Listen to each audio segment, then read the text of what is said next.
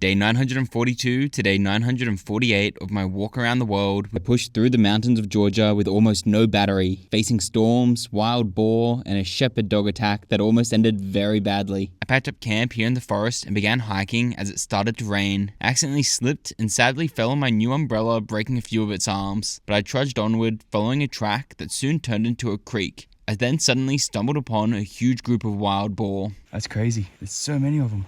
Amazingly, the weather cleared and the sun burst through as I climbed all the way up to 2,148 meters to the top of Mount Suburrow. The clouds returned, but I still managed some great views. I continued hiking till the end of the day, passing some beautifully decorated tombstones with lots of men holding their guns, and eventually set up camp for the night. The following day would be a big push to hike 55 kilometers to get out of the mountains and reach a village before my phone died. I followed some beautiful sections of trail, but along the way ended up stumbling into a shepherd settlement and was suddenly set upon by a pack of dogs. Get back!